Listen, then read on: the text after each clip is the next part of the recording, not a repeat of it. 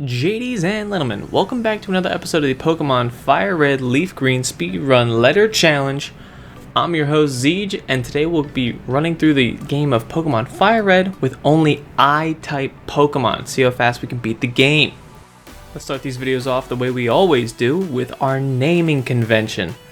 I don't know what brought it about, but maybe it was spring. I don't know, some warmer weather would be nice. We're going to try and keep that botanical type naming convention as we move through. I think there's enough flowers and herbs and stuff to continue using J names, but we'll find out. I mean, the internet is an infinite source of information, so there's got to be something out there. Our starter today is going to be Jigglypuff. Recently had a commercial made famous by Pokemon, Super Smash Bros, like Nintendo as a whole, and now she knows Lady Gaga. That's a canon event. Really unbounded success by Jigglypuff in her tenure as a Pokemon. Relating to that, we're going to hope that Jigglypuff's generational run in real life is going to translate into the game. And yet it doesn't really look like it will, because we have two moves at level 5. Neither do damage. One is Defense Curl, one is Sing. Sing could be nice, but if we don't do any damage, we got problems. We got problems on the home front. Defense Curl has 40/40 PP. Means we gotta burn through all of our Defense Curls, then we gotta get through all of our Sings, then we gotta struggle. This is already giving me Vietnam flashbacks to letter A for when we did Abra and we had to struggle our way to level 26. Thankfully, we won't have to go that high. We only need to go to level 9 to get Pound. And then we can start actually doing damage. But until then, we're just going to have to...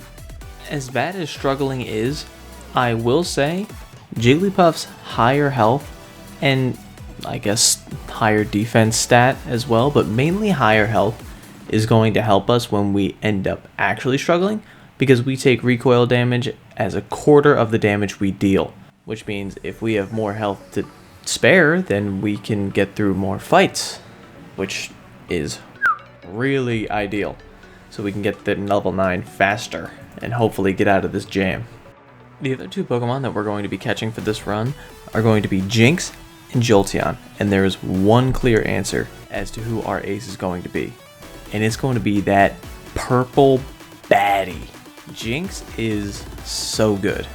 She is 1, Ice type, 2, Psychic type, 3, has high special attack, 4, good speed, and she actually is a plus in this book, is going to be a trade Pokemon.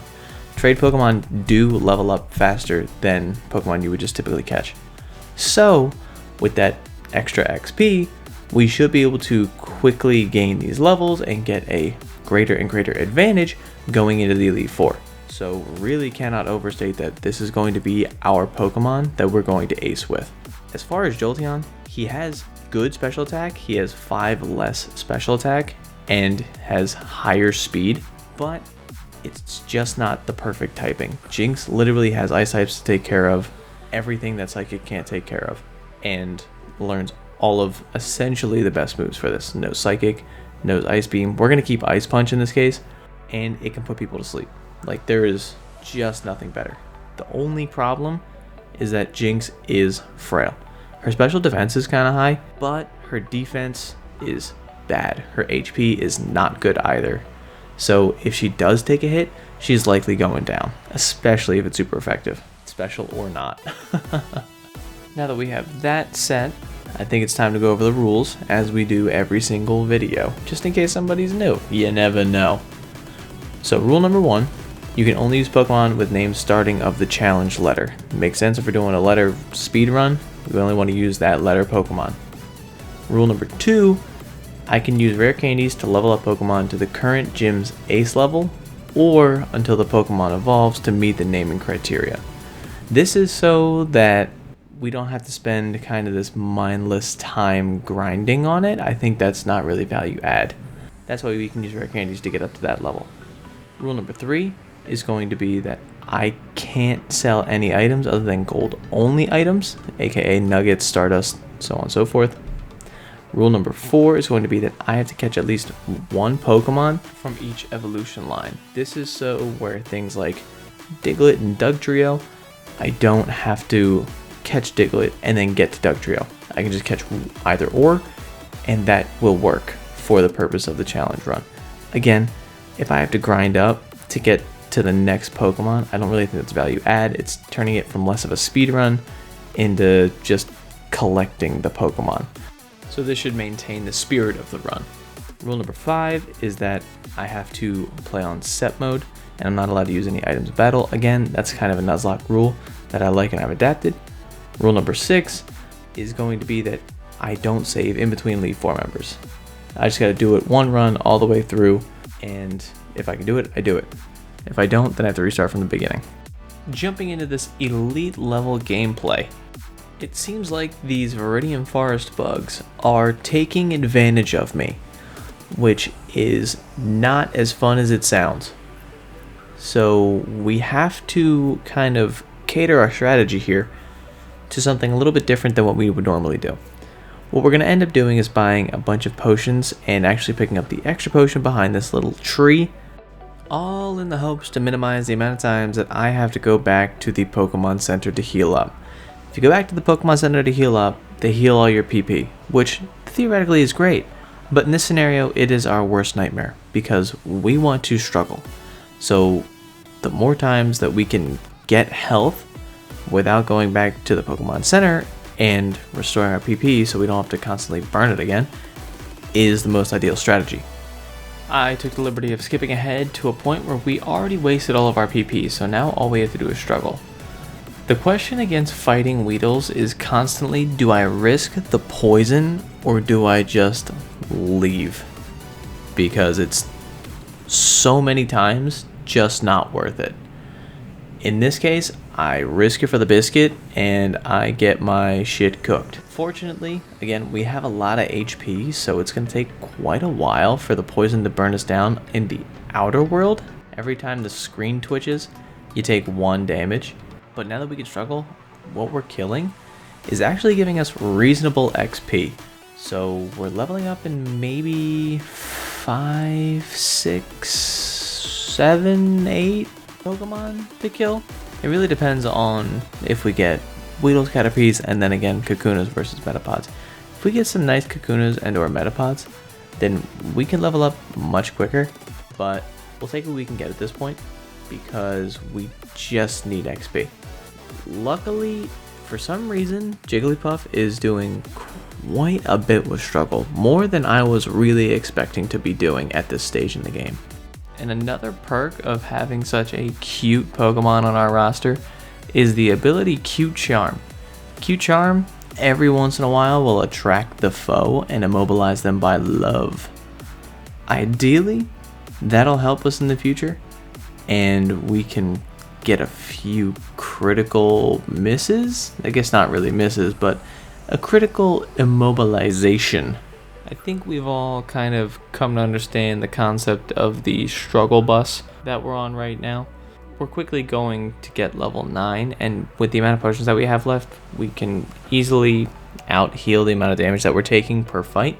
So I'm going to skip ahead, go straight to Brock after this, because we rapidly get to level 15 by the time that we hit Brock. We ended up learning one more move, which was Disable. Disable's nice. It's not going to be groundbreaking, but it's nice. Ultimately, the strat for Brock is going to be Sing to put Geodude to sleep. Then we end up going all defense curls, and once we get our defense curls all set up, all 6 of them, then we can Sing again. Hopefully we get some infatuation. Disable any move that's bad, maybe a tackle, but ultimately just keep pounding away. There's nothing to do after we set up all those things. So we just gotta do what we can. It takes forever because we're doing 1 damage per hit. And sometimes we do have to continue using Sing so we can put him to sleep and have us take less damage. But we're doing our best. We're chugging away. I mean, at this point, we might just run out of frickin' PP before we even get down there. Hopefully not, though. I mean, we're at, what, 15 left, 16 left, going into Onyx? I don't really know about this. It's not looking great, sports fans. And he's waking up really early from the sings, which is not helping at all. We just gotta hope Bind misses consistently, because if we get bound, then we are absolutely toast. There's no redeeming that, because at the end of every turn, you take an additional, like, what, 3-4 damage? And right now we're taking 1 or 2 per tackle. So I hope that doesn't happen. And our she blows.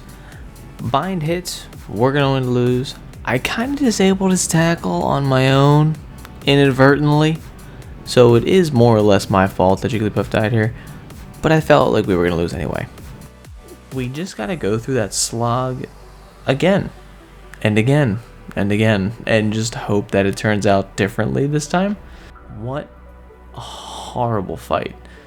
And going into this, we're already at 2 hours and 40 in-game minutes. Not ideal for this run, considering that we have 2 huge, fast special attackers in the back half of the game that could clean this up super easily.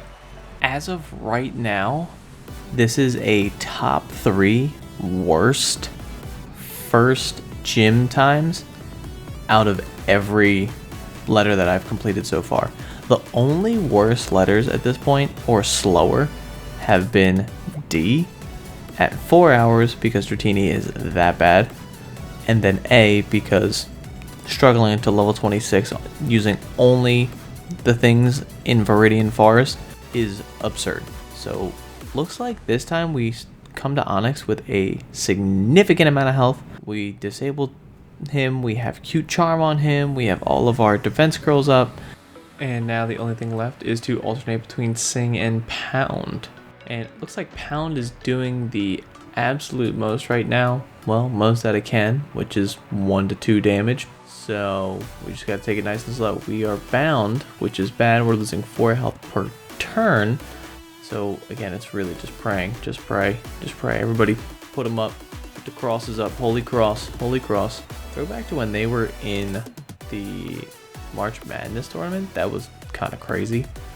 Now that we beat Brock, we can just skip ahead through Mount Moon and we can go to our rival fight, actually. Something interesting that we know now is rollout. So at the beginning of the fight, we just click the move rollout and it rolls out the rest of the fight. Ideally, it kills all of them. In this case, it absolutely did, which is amazing. And then we can move on to Misty. So we're going to try the rollout strat again and see if it works here. Staryu is really buffing her defense. So, well, I guess it's defense. It doesn't really have a gender. It's a star. And it looks like the water pulses and confusion are going to be too much for me on this turn. So what's the strat, party people? Like a toddler that didn't get their way or lost in any game ever? The strat is to leave and not come back. Ultimately, because we beat our second rival, we are actually able to make it down to Vermilion and the SS Anne. So in this case, we are now fighting rival 3. And as you can see, Jigglypuff is really kicking ass and taking names, which is lovely to see. Which means we can actually probably go back to Misty now and one-shot everybody. Actually, Starmie was pretty strong, just did 40 damage to us just with Water Pulse. So we really had no shot previously because we were level 35 and Starmie was level 21. We 14 levels ahead and we were still getting absolutely owned like that. Not a good look for earlier. So thankfully we did do this. And there might be a question, why don't you just go do Surge? You're already in the area. That's because Surge requires Cut. I don't have access to Cut before I beat Misty. So that's kind of where the conundrum happens. Moving on from that electric lock puzzle, the always lovely and never easily completed, to Surge. Surge himself, again, we're level 36 now, so it really shouldn't be a problem, and especially now that we know Body Slam. We can afford some double teams from Raichu as well, shouldn't be a problem. We are paralyzed though, so that is kind of annoying that we're attacking second. And Shockwave is doing a mysterious amount. Okay, very much more damage than I thought, and we're dead. Okay, well, I really thought that wasn't going to happen. Considering we're over 10 levels above Raichu, really was not expecting that to happen. The Shockwaves were doing a surprising amount of damage. It was like 40 damage. I guess that kind of speaks to how weak we actually are. But all we got to do now is just heal up, run it back, and hopefully we're just going to one-shot everybody this time. We didn't even get to hit Raichu last time, so I don't actually know if we're going to one-shot. We do one-shot the Voltorb. We actually are slower than Pikachu, so we get paralyzed. And we do one-shot the Raichu. I cannot believe that we are slower than Pikachu. That really speaks to how fast we actually are. Alright, so we're going to jump ahead and actually collect our next member of the J team. And that's going to be Jolteon. As you can see, we just bought our Thunderstone. We picked up our Eevee at the top of the tower where the lady has the tea, but you go in the back door. Remember, kids, always go in the back door. Then once we get our Jolteon, we can actually move on to go face Giovanni. So Giovanni is in the casino, underneath the casino, I guess, technically. And as far as Jigglypuff's moveset right now, we have Body Slam, Rest, Mimic, and Hyper Voice. Hyper Voice is kind of a different one that I wasn't even expecting to use, but it technically has more base power than Body Slam does. And as far as Mimic, in case we get into a sticky situation, we could maybe take something of value, maybe not. I didn't really know what to put there, so I've been kind of tossing up a few different things, and we'll see where I land, because it'll depend, I guess, on where we struggle. She knows a decent amount of TMs. Not too many, but enough to maybe get us through some tougher parts. As far as Rhyhorn and Kangaskhan, Rhyhorn was tough, but it wasn't a problem. We rested up, got into Kangaskhan, and it was a 2-shot from Body Slam. So our next order of business is going to be catching a Poliwhirl. Why? Because that's actually how you get Jynx. You need some good Rod to get Jynx. Or, honestly, you need some Super Rod to get Jynx. If you get the good Rod, then you would need to use a little bit of rare candies. But if you have some Super Rod on you, if you're packing, you can get a Poliwhirl. Poliwhirl is needed to go back to Cerulean City to trade to get Jynx. So that's what we're doing right now. It looks like Poliwhirl level 25 will translate to our level 25 Jynx. I think we're going to have to figure out what move she has on her as soon as we get her. So that should be the first thing. What are we going to do after that? Well, if you notice, I didn't fight Erica. She wasn't required to get to the Super Rod, but Giovanni in the Pokemon Tower was. So as we go pick them, hold up. Who has this Jynx? You're telling me this old man is sitting on this kind of Pokemon with the thick lips and is very human-like? What are we talking about right now? That's Epstein-esque, man. We gotta chill with that. Dude is actually cucking that nice old lady. Moving on to Erica, we were able to knock out her entire gym with just Jynx because she is super effective in every single way for all of her damaging moves against everything that Erica and her gym has to offer. So we ultimately try to wipe the floor with them, but we have to throw Jigglypuff out at the very end and clean up the Vileplume. Still not a high enough level to 100% wipe them, but we're getting close. As you can see, we move on to Koga, and we are just one-shot psychicking just about everything. Coughing, muck, wheezing, doesn't matter. Stand him up, knock him down. The real issue comes with Blaine. Blaine's a fire type. What are we going to do here? Because Jynx and Fire Blast don't really mix. Well, if we one-shot everybody with Psychic, it's not going to matter. So we're just going to pray that we one-shot with Psychic, and instead of praying, we should probably throw out Jigglypuff now, because Fire Blast just one-shot us from Arcanine, because he's faster. That was cool. What we taught in place of Mimic on Jigglypuff was Water Pulse, and how we didn't get the Water Pulse kill right there was kind of criminal. I'm not going to say anything else about it. Jigglypuff just died. Let's see if Jolteon's Quick Attack can get him. Not at all. Thanks, Jolteon. You're level 25. You lost. Alright, so we can't really spend a lot of time here. This team is really, really good, and we just gotta hope that Jigglypuff and or Jynx can pull through. Start and Blaine up one more time, see if we can just get a better roll or use a different move and actually win it. So we're gonna Psychic the Growlithe again, one-shot him. We're actually going to Ice Punch Ponyta, see if we can get the one-shot instead of using a Psychic. Don't really know why I did that. Kind of a waste of time because one-shot Psychic afterwards just works. One-shot the Rapidash, another one Arcanine. We almost get the one-shot with Psychic, but Jynx does go down. We know he's going to full restore on Arcanine, so we're going to actually return, see how much damage it does. Looks like we can go for a 3-shot. Oh, Jigglypuff just hangs on. And he hits himself with Takedown, gets the recoil damage from Takedown. Jolteon is able to come in and clean it up with a Quick Attack. Running from Blaine to Sabrina, we're now level 67 with Jynx. It's just over. Ice Punch ruins her entire team. There's nothing she can do. And even if we use Psychic, it doesn't matter either. The real problem that we're having right now is that Jynx just doesn't listen to us half the time. And that's because she's so high of a level and she's an in-game trade Pokemon. In-game trade Pokemon don't listen to you if they're over the certain level cap of the gym badges that you have. So certain gym badges get you up to certain level caps where Pokemon will just listen that are trade Pokemon. We are over that. So when she doesn't listen to us, it's horrible. But in this case, we are so good into Giovanni because, I mean, we have Ice to combat the ground and we have Psychic to combat the poison. There was no problem. Now that we have our 8th gym badge and we beat Giovanni, I'm showing you kind of this rival fight just so we can get a gauge on maybe what it's going to look like through the Elite Four and if we have good moves into all of the champions Pokemon. And as for right now, I am not seeing any problems. We one-shot everybody.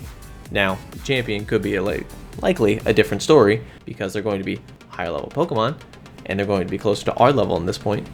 So nothing's guaranteed, but I'm feeling good. And at 15-17, we might not have the best time in the world, but if we can get a one-shot through the Elite Four, we have an outstanding time. So as we jump into Lorelei, our moveset is kind of interesting. I think the best thing to do is just kind of spam the Psychics and maybe a Body Slam to complement those different ranges that we constantly talk about. The Dugong goes down to a Body Slam Psychic after using one full restore. Lapras gets 2/3 from the Psychic that we use, and then it ends up Citrus Berrying up so we can Psychic again to kill it. Ice Punch is going to be used on Cloyster just to see how much it does. Ideally, we were able to use Ice Punches there because his special defense was so low, but we do have to clean up with Psychic. We put Slowbro to sleep so that we could try and theory craft a little something here. Slowbro is typically a massive wall, but in this case, the Ice Punch actually does pretty good work. For their Jynx, we end up hitting the mirror match, and they sleep us after our first Body Slam, which not too big of a problem. Her only damaging move is Ice Punch, and that's weak against us. So we end up just taking the kill with our Body Slams, because again, she is so physically weak. I regret to inform you that for this run, Bruno has been downgraded to Giovanni status. Somehow it's even easier than Giovanni. The only problem we had with Giovanni was the not listening to us situation. In this case, we just blow through the entire team. Ice Punch super effective against Onyx, Psychic super effective against everybody else. And as we jump into Agatha, guess what's gonna happen? The same exact thing. She has all poison types, and the one poison type that we don't want to use Psychic on is Golbat. So we're just going to use Ice Punch, which is super effective. So we Psychic, Psychic, Psychic, Psychic, Ice Punch. And we beat Agatha. Super easy. Then we go move on to Lance. Lance, typically a huge wall. And Gyarados at the start, pretty difficult. We one-shot with Psychic. Everybody else goes down one-shot to Ice Punch. I can't imagine anybody lives this. Even Dragonite. There you go. So Ice Punch, Ice Punch, Ice Punch, Ice Punch, Psychic. Wow, saying that 4 times is crazy. Which is the exact opposite of Agatha. And going to the champ, we had a really good run the first time. As far as the scouting run went, we one-shot Pidgeot, we one-shot Rhyhorn. We're looking to one-shot Gyarados. That doesn't work, and Thrash did a lot of damage. Okay, not good. Psychic does not one-shot Charizard either. Okay, now what can we do with Jigglypuff here? Might be able to squeak it out. Come on, come on, come on, come on, come on. And no. So Fire Blast absolutely fucking railed us, and Jolteon got nothing completed. I mean, Jolteon's level 25. There's nothing for him to do other than Quick Attack, which is really nice, but just doesn't do any damage. So we just have to restart it. We go straight back into Lorelei. We do almost the same thing. We sleep Dugong this time just to see if we can use some Body Slams instead of Psychic. It ends up being a 3-shot if we body slam, but she also likes using full restores. So that's why we're just taking more time. We don't want to use as many psychics, so we don't have to use as many ethers, just in case we get stuffed at the champ again and have some bad luck on sleep turns. Now that we gained a few levels from the other Elite 4 members that we decided to absolutely run over and back over with a bus, our ranges are varying slightly, so there could have been an issue with Lapras. Luckily there wasn't, because Citrus Berry took us out of that range. Cloyster, we're actually trying to body slam and then Ice Punch. She's not going to full restore Cloyster, we already know that. Cloyster is kind of garbage and she never does that. So we're free to Ice Punch once again. And the real one that I'm worried about is Slowbro. See where the Ice Punches land and they crit. So we're kind of good on that front. And then we get a Parastun on the mirror match Jynx with our body slam. So that was super, super nice. Just don't even have to worry about that in any capacity. Bruno, why are we here? Why do I know why I have to redo this fight, but it's more on him that this is just sad. We actually don't get the one-shot on the Machamp, which is kind of surprising. But then we finish him up with Body Slam, and even with the scary face that he put on us, we're still faster, so there was still no shot of death at all. Kind of insane. Going to Agatha, it's going to be, again, like we already stated, Psychic, then Golbat's going to come out, so you Ice Punch, then you use Psychic, and then you use Psychic, and then you use Psychic or Ice Punch. I mean, our special attack is high enough that it doesn't really matter, but we're going to probably save some Ice Punches for Lance, just again, in case something goes horribly wrong. So we beat Agatha, move on to Lance, and Lance is going to be, again, one-shot Gyarados, hopefully. Seems like the Champ's Gyarados is high enough to survive that Psychic. This one is not. So that 4 levels, 5 levels does make a difference. Dragonite, Aerodactyl, Dragonair, all fall to Ice Punches. Now, we were really close to one-shotting the Charizard in the first round. In the second round, I'm interested to see if we're going to one-shot, but I think it's going to be more valuable to try and hit the Lovely Kiss anyway. Lovely Kiss is a very high accuracy move for something that puts them to sleep. Before that, we have to ether our Psychics and our Ice Punches before we go in, but nonetheless, we just got to get in there. Oh, can't get through the door. Can't get through the door. Yeah, we're having real issues with this door. All right, that was kind of embarrassing. And we finally get to the champ after that door encounter. So we have our basic strat, and against Pidgeot, we're going to Ice Punch and one-shot. Then he's going to send out Rhydon, which we are going to Ice Punch and one-shot. And now that we have Gyarados out, we can try and Lovely Kiss. We missed the first one, take a Dragon Rage in return. And then we hit him with the Psychic after the Lovely Kiss. He wakes up from the full restore, which I thought was going to be fine because we were going to Body Slam to finish him. Didn't work. So we try Body Slam again, full restores again, then we put him to sleep with Lovely Kiss, and finish him off with a Psychic. Apparently that range for a 2-shot Body Slam Psychic combo was going to work. We don't one-shot Charizard after putting him to sleep with Psychic, however, we did get a special defense drop from Psychic. So we were able to one-shot with Psychic afterwards. We Body Slam Alakazam, does half, and he gets paralyzed, which is great, until you realize Alakazam is synchronized, so we also get paralyzed, so we have a chance to get Parastun. Alakazam recovers, and we go for Ice Punch on the off chance that it kills, and it does. So we really should have just started with that. His last Pokemon was that bulky Executor, and he also gets one shot with the Ice Punch, which means we are now the champions of the Pokemon League using only J-type Pokemon. Jynx is the outstanding all-star, absolutely our ace, 100%. Wouldn't have had it any other way. And our time is 16:06 in game time. All right, now how does that match up?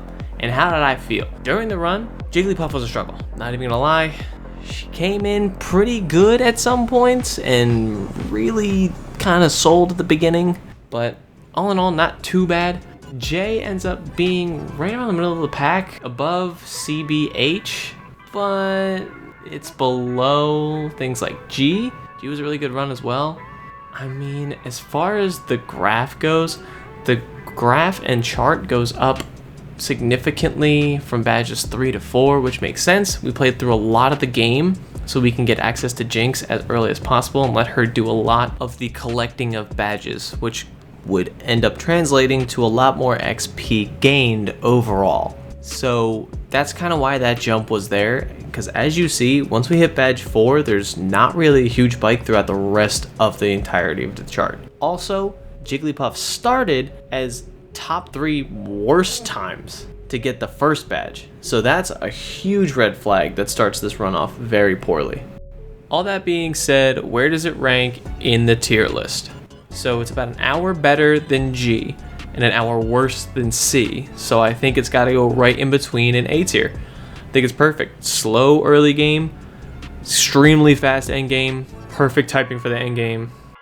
That Jynx was really doing something for me in the back end, if you know what I mean. Alright guys, that'll be it for me. Don't forget to like, comment, and subscribe if you like this. But this is Zee, just signing off. Peace.